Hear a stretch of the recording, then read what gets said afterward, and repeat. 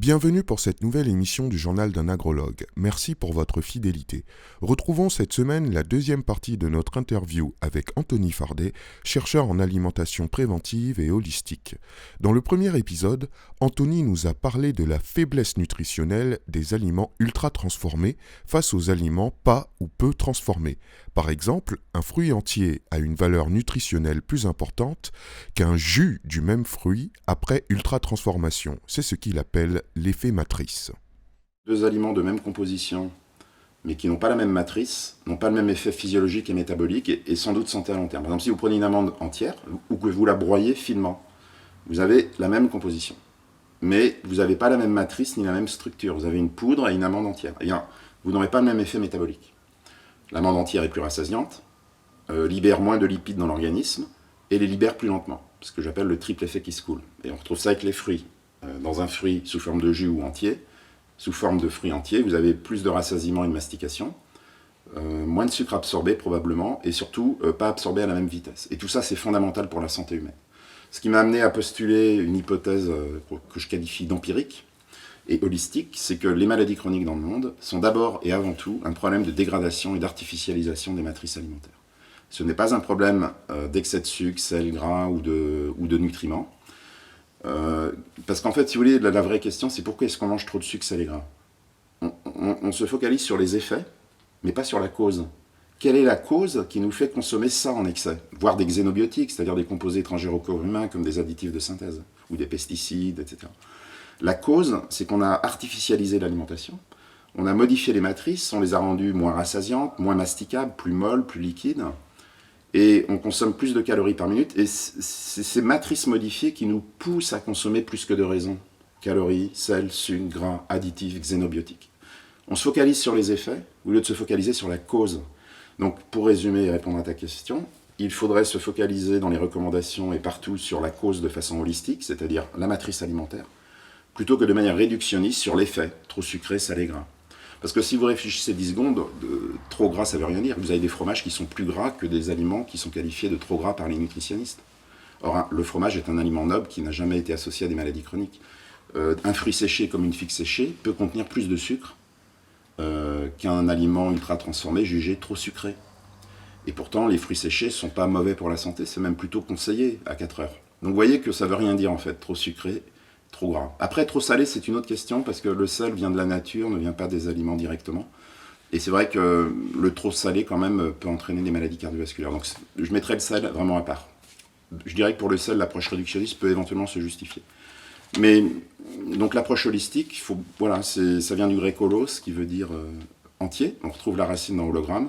Donc c'est voir, si vous voulez, c'est de dire, et je conclurai là-dessus, pour l'aliment, c'est de dire que si vous voulez, le potentiel santé de votre aliment est beaucoup plus, est supérieur au potentiel santé de ces nutriments. On ne peut pas l'expliquer par le seul potentiel santé des glucides, des lipides et des protéines qu'on ferait une somme. Ça va plus loin, c'est ce qu'on appelle la synergie. 1 plus 1 est supérieur à 2 dans l'approche holistique. 1 plus 1 n'est pas égal à 2. Et donc, si vous voulez, pourquoi c'est supérieur ? Parce que la matrice va conférer plein de propriétés qui ne s'expliquent pas par les nutriments eux-mêmes. La satiété, la mastication, la vitesse de transit dans le tube digestif, etc. Et il faut bien rappeler aux gens pourquoi cet effet matrice est fondamental. C'est que, pourquoi on a des dents, à votre avis ? On a des dents, c'est pour mastiquer, et les dents sont liées à l'effet matrice. Donc le seul fait qu'on ait des dents est une preuve empirique extrêmement puissante que l'effet matrice est fondamental. Et rappelez-vous que la digestion, à quoi sert la digestion ? Elle sert à déconstruire les matrices alimentaires pour que les nutriments arrivent dans l'organisme. Mais toute la digestion chez l'être humain est dédiée à déconstruire les matrices. Donc si on vous fait des aliments artificialisés, déjà déconstruits en amont, on va déréguler la digestion et le métabolisme des nutriments. C'est pour ça que j'aime bien dire de manière un peu résumée, c'est que la matrice alimentaire gouverne, les nutriments ne font qu'obéir. Imaginez un coche de diligence, les chevaux c'est les nutriments, le coche c'est la matrice. Quand le coche est de bonne qualité, contrôle bien les chevaux, la diligence va dans la bonne direction. Il n'y a plus de coche, donc plus de matrice, comme dans des poudres à reconstituer ou des aliments mous. Eh bien, les chevaux vont dans tous les sens, chacun va dans la direction qu'il veut et ça dérégule tout. Donc, l'erreur, et je terminerai là-dessus, l'erreur fondamentale qu'on a fait pendant ces 70 dernières années au niveau mondial en termes de recommandations alimentaires, c'est de se focaliser sur les nutriments, les chevaux de la diligence, les effets, au lieu de se focaliser sur la cause. Et c'est ce qui explique grandement l'échec des recommandations alimentaires au niveau mondial et l'augmentation croissante des maladies chroniques, si vous voulez. Parce que si vous voulez, c'est ce réductionnisme qui consiste à couper les liens entre tous les nutriments dans l'aliment, à générer de la maladie chronique. C'est ce qui a donné les ultra-transformés, où justement on n'a pas pris en compte les liens qui interagissent entre les nutriments. On a dit ça compte pas dans la pensée réductionniste, on n'a même pas imaginé que les liens entre les nutriments étaient fondamentaux. Donc si vous voulez, si ce réductionnisme extrême a généré des maladies chroniques, on ne va pas pouvoir l'utiliser pour les prévenir, puisque c'est la même mode de pensée. Et pourtant, c'est ce qu'on fait avec les scores de composition. Donc on fait une erreur fondamentale. Non, pour les prévenir, il faut revenir à l'essence de ce que c'est que notre alimentation. C'est-à-dire, c'est une science holistique, par essence. Elle est d'abord holistique, donc il faut revenir à son essence première, qui est donc l'approche holistique de l'alimentation. Et ce n'est qu'à ce prix qu'on pourra prévenir les maladies chroniques. Et tout ce que je viens de vous dire, c'est tout l'objet justement de mon deuxième bouquin qui paraît demain, où je vais plus loin que dans le premier sur toutes ces questions-là. Mais donc si nous alimentons essentiellement de produits sans matrice, si je comprends bien, il n'y a plus cette progression et cette destruction lente de cette décomposition de la matrice, donc les nutriments sont mis à disposition et perdus. Et il n'y a pas donc possibilité pour tout le système digestif d'en bénéficier progressivement. C'est ça. Avec la progression de l'aliment dans le corps. Tout à fait, c'est très intéressant ce que vous venez de dire. C'est-à-dire, c'est ce que j'explique, c'est que comme on a transformé une discipline holistique par essence en quelque chose d'ultra réductionniste, c'est-à-dire qu'on est passé d'une alimentation qui impliquait du partage, du plaisir, de l'humain, du religieux, de la santé, du bien-être animal, on a réduit tout ça à un aliment à reconstituer en poudre en 20 secondes devant un écran. Donc il n'y a même plus besoin de mastiquer. C'est-à-dire qu'on a tout déconstruit, toutes les dimensions, le partage, la matrice, la mastication. Donc, comme vous le dites très justement, si on continue comme ça, on va naître sans dents, parce que les dents ne seront plus utiles. Donc l'organisme va s'adapter, il va dire « Ah, tu ne mastiques plus ». D'ailleurs, les dentistes disent que les jeunes ont des dentitions moins solides parce que leur alimentation est de plus en plus molle, friable et liquide avec l'ultra-transformé. Donc on va naître sans dents. Alors c'est un peu une boutade, mais c'est pour bien montrer et rebondir sur ce que vous venez de dire, qu'effectivement, si finalement on prédigère l'aliment, qu'on déconstruit les liens entre les nutriments, alors que c'est le rôle de l'organisme, il n'est pas étonnant après qu'on génère de la maladie chronique. C'est tout à fait logique et de bon sens. Donc effectivement, on est passé de la slow à la fast-food. Donc plus on va vers le réductionnisme, plus on va vers la fast-food, qui vient des pays anglo-saxons. Parce que si vous voulez, là-bas, les cultures alimentaires sont beaucoup moins prégnantes. Et si vous voulez, l'acte de manger là-bas a été vite perçu dans l'entreprise avec le taylorisme comme une perte de temps. Si vous voulez, passer comme nous en France 1 heure à midi pour manger, partager. Parce que moi, si vous voulez, quand je mange à midi, c'est pas d'abord pour la nourriture, c'est aussi parce que je vais rencontrer des gens et dialoguer avec des gens avec lesquels peut-être je ne pourrais jamais dialoguer sinon. Donc il y a plein de dimensions dans l'acte alimentaire. C'est d'abord un acte humaniste et profondément humaniste. Et si vous voulez, pour l'entreprise dans les milieux anglo-saxons, ça a été perçu comme une perte de temps. Donc on a rationalisé l'alimentation. Et pour une entreprise anglo-saxon, ils se sont vite rendus compte qu'avec la fast-food, ou de réduire l'acte alimentaire de partage à un repas qu'on mange en 1 minute devant un écran tout seul, c'est vachement rentable. Entre 1 heure à table et 1 heure et 1 minute devant ton écran, c'est autant d'argent en plus. Donc en fait, c'est pour ça que la fast-food vient des pays anglo-saxons et des États-Unis, parce qu'ils ont rationalisé et scientifisé l'alimentation. Et avec aujourd'hui tous les dégâts qu'on peut observer en termes de maladies chroniques. D'ailleurs, les États-Unis, c'est le pays le plus malade chronique au monde. L'espérance de vie même théorique diminue depuis 3 ans. Ils ont 75% de surpoids, 41% d'obèses, près de 30% de foie gras humain dans la population. Enfin, c'est catastrophique.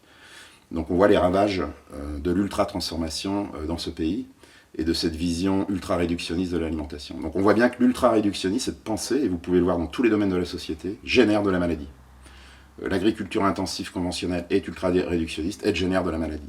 L'élevage intensif est ultra-réductionniste, il génère des maladies avec l'utilisation massive d'antibiotiques dans les élevages intensifs. Donc c'est pour ça qu'Edgar Morin, d'ailleurs, parlait dans un de ses bouquins, parce que vous savez que c'est le père de la pensée complexe, Edgar Morin, donc de la pensée holistique aussi, parlait de la barbarie du réductionnisme. Pourquoi il utilisait barbarie ? Parce que si vous voulez, à force de couper les liens d'un système, de couper tous les liens qui sont finalement la vie du système, on finit par se détacher du système et s'en déconnecter. Et on finit par produire une science qui n'est plus utile à l'humain et qui même va au contraire dégrader. Donc ça peut être l'ultra-transformation dans les aliments, ça peut être la bombe atomique, qui est le fruit d'une pensée ultra-réductionniste, où on va jusqu'à fractionner l'atome. Donc on va jusqu'à casser les liens au sein même de l'atome. Et on voit bien que de casser les liens, ça peut générer des choses dramatiques. C'est pour ça qu'Edgar Morin parlait de la barbarie, qui était un terme qu'il a utilisé pour faire réagir. Barbarie entre guillemets, on s'entend bien évidemment. Mais c'est important de comprendre ça, parce que c'est vraiment le cœur du problème. Holisme et réductionnisme. Donc une fois qu'on a compris ça, eh bien, on peut revenir à des choses très simples, et puis finalement on se rend compte qu'au final, bien manger est d'une simplicité, mais vraiment enfantine. Si vous voulez, il est triste aujourd'hui de voir que pour bien manger, on doit s'en référer à des bacs plus 5 et des bacs plus 8, ou des médecins, alors qu'en fait c'est quelque chose qu'on devrait tous savoir faire, au même titre que bien dormir, bien manger, bien écrire, bien parler, etc. Ça devrait être aussi simple que ça, ou bien conduire. Donc l'objet aussi de ce second bouquin, c'était ça, c'est de donner des clés aux gens, mais tout le monde, quel que soit son niveau d'études, pour leur montrer que bien manger est à la portée de tout le monde et redémocratiser l'acte alimentaire.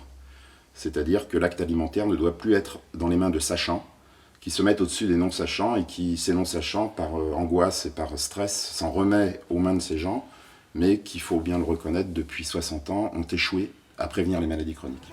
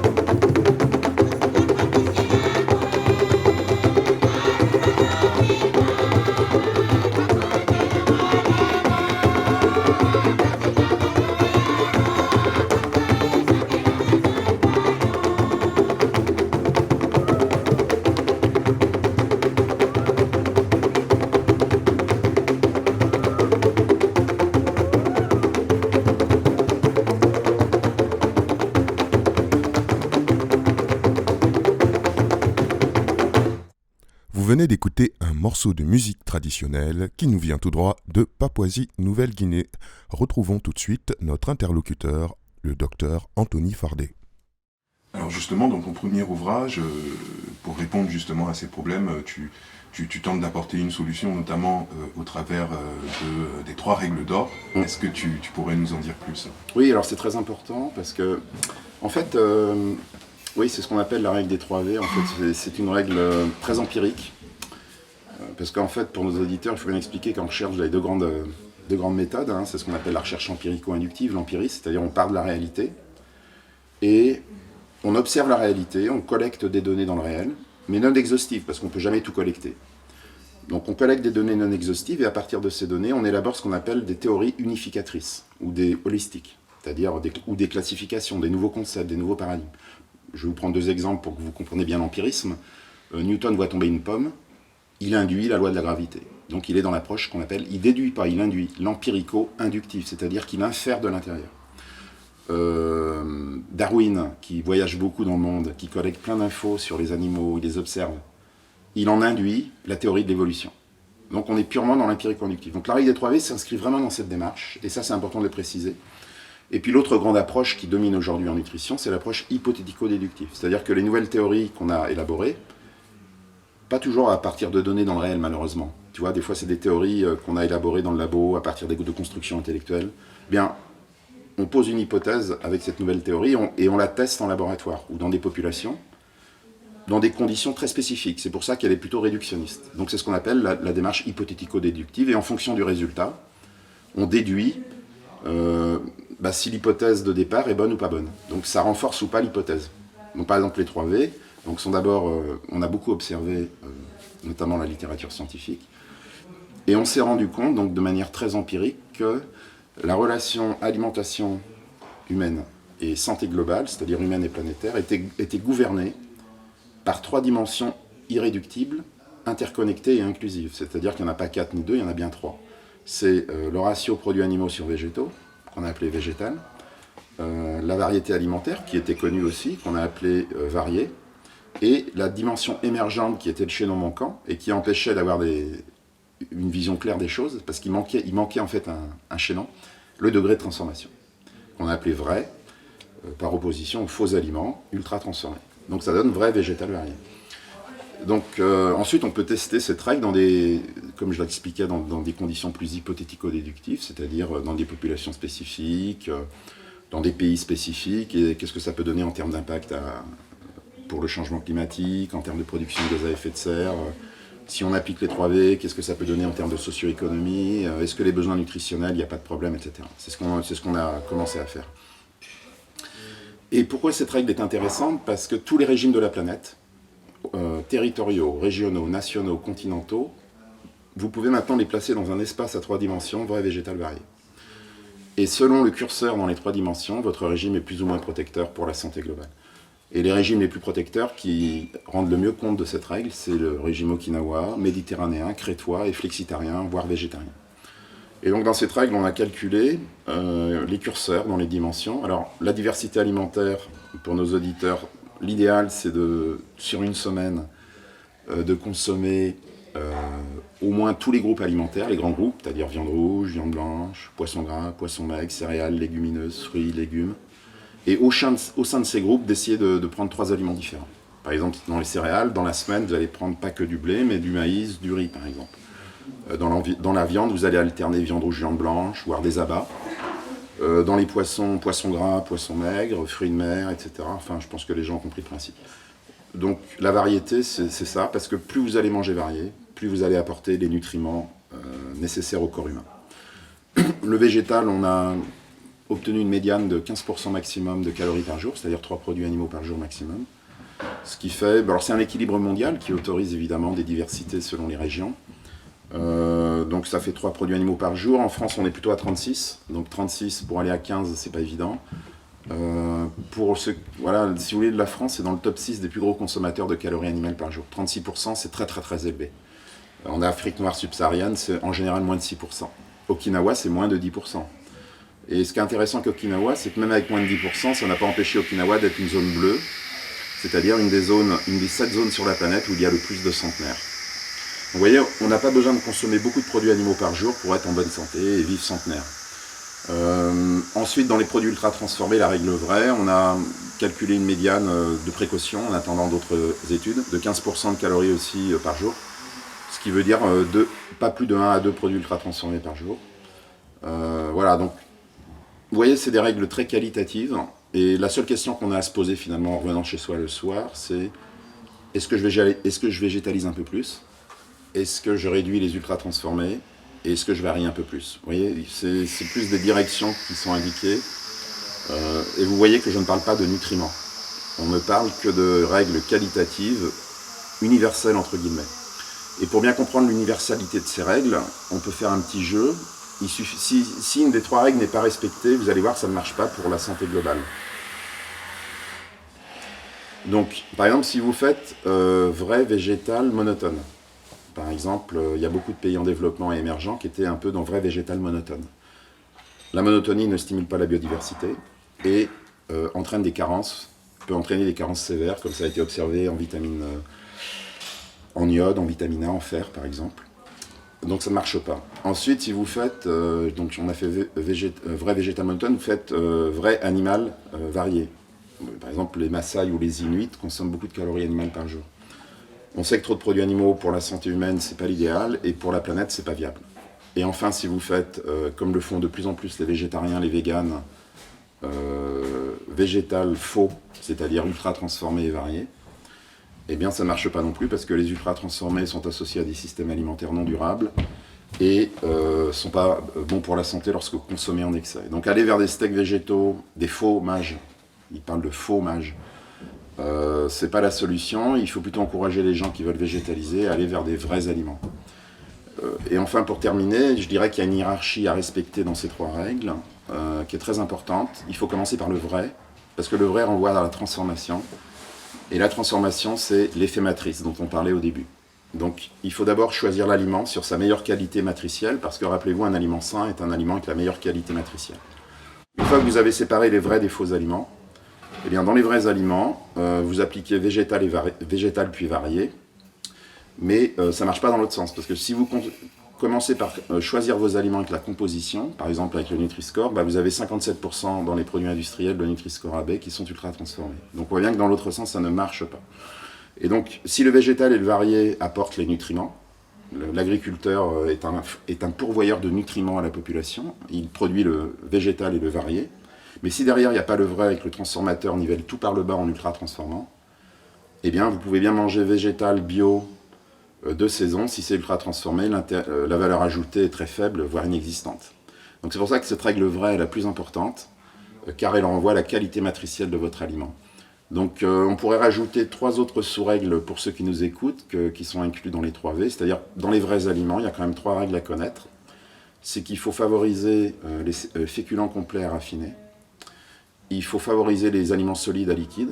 On en revenait à l'histoire des dents et de la digestion. Et il ne faut pas avoir la main trop lourde sur l'ajout de sel, sucre et gras. Voilà. Tout ça, c'est prouvé scientifiquement.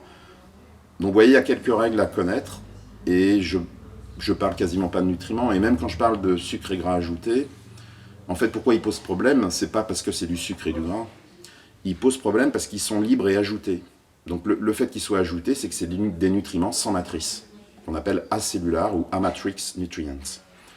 Donc, on croit qu'on se focalise sur le sucre et le gras. Non, ce qui pose problème, c'est justement qu'ils n'ont plus de matrice et qu'on les ajoute. Parce que quand vous avez du gras et du sucre dans des vraies matrices naturelles, ça ne pose pas de problème. Par exemple, les fruits sont sucrés, les fromages sont gras. Mais ça n'a pas du tout le même effet.